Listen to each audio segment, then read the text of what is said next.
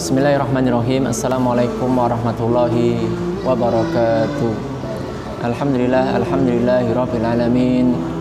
Walladzi arsala rasulahu bil huda wa dinil haq liyudhhirahu 'ala dini kullih walau karihal musyrikun. Wa qala Allah ta'ala fil Qur'anil Karim, a'udzu billahi minasyaitonir rajim. Bismillahirrahmanirrahim.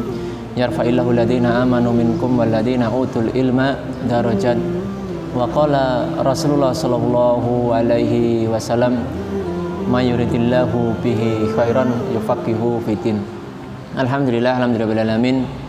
Kaum muslimin yang dirahmati Allah Subhanahu wa taala, alhamdulillah kita akan melanjutkan materi kajian kita pada hari ini, di mana pada hari ini saya akan menyampaikan tentang keutamaan atau fadilah-fadilah orang yang mencari ilmu maupun orang yang menebarkan ilmu ataupun para alim ulama.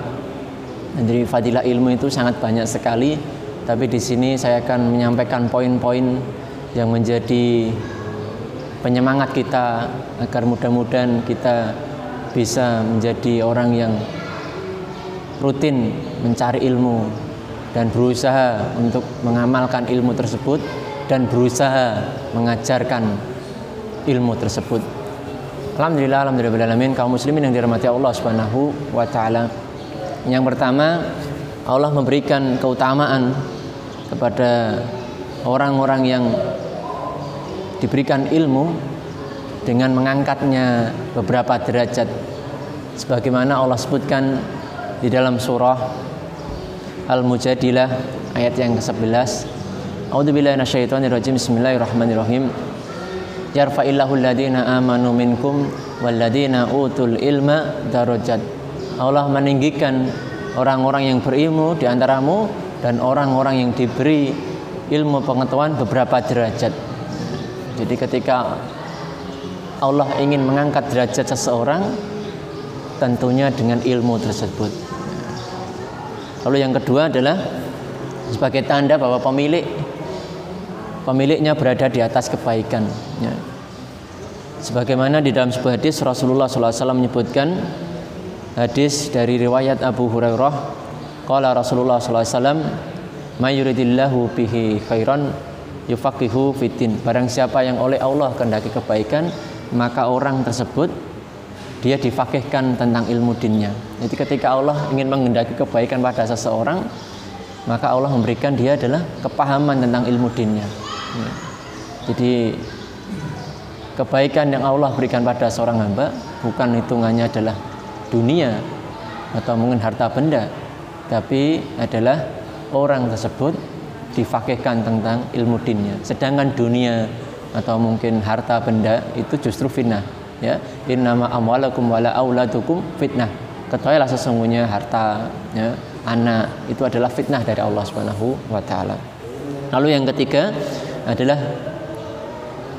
dimudahkan jalannya menuju jannahnya Allah Subhanahu wa taala, ya. Sebagaimana di dalam sebuah hadis yang sangat masyhur disebutkan, man salaka tariqan yaltamisu filman salallahu tariqan ilal jannah, ya.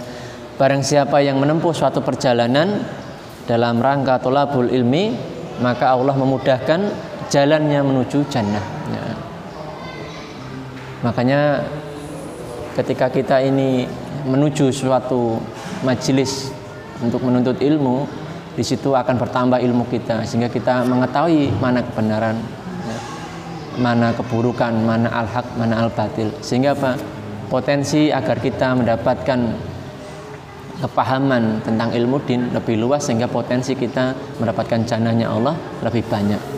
Lalu yang ketiga, bahwasanya dinaungi para malaikat dan didoakan olehnya serta seluruh penghuni langit dan bumi, bahkan semut dan ikan di lautan. Di dalam sebuah hadis Rasulullah SAW menyebutkan, innallaha wa malaikatahu wa ahlus samawati wal ardi wa hatta namlatu fi hujriha wa khutu la yusalluna man amalan nasa khairan.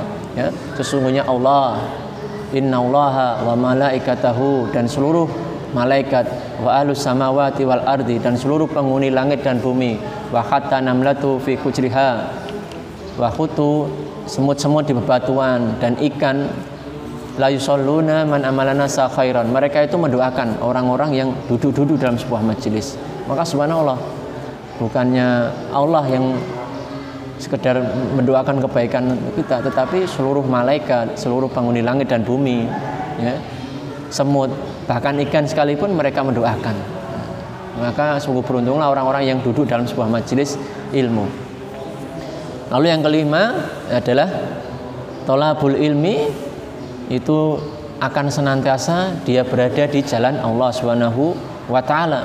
Sebagaimana Rasulullah SAW menyebutkan, man kharaja fi thalabil ilmi fa huwa fi sabilillah hatta yarji'a. Ya, barang siapa yang keluar dari rumahnya mencari ilmu, maka ia berada di jalan Allah sampai ia kembali. Jadi ketika seseorang dia itu sudah niatkan dari rumahnya untuk thalabul ilmi, qadarullah Allah mentakdirkan dia meninggal mungkin karena sakit atau mungkin karena halangan kecelakaan, maka meninggalnya dalam keadaan jihad fisabilillah.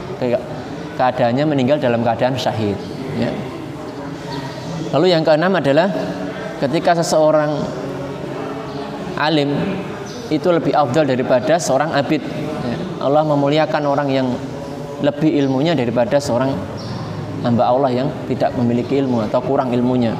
Sebagaimana Rasulullah SAW menyebutkan dalam hadisnya, afdalul alimi alal abidi kafad li qamari ala sairi kawakib. Sesungguhnya keutamaan seorang alim atas seorang abid seperti kelebihan cahaya rembulan dari seluruh bintang-bintang, ya. Dan dalam poin yang ketujuh adalah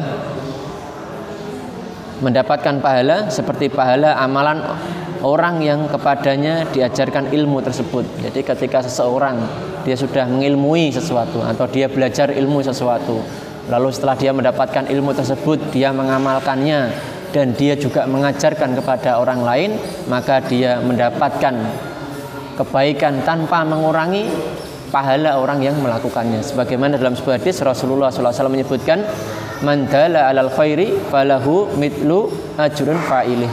Barang siapa yang menunjukkan kepada suatu kebaikan, maka baginya pahala seperti orang yang mengamalkannya.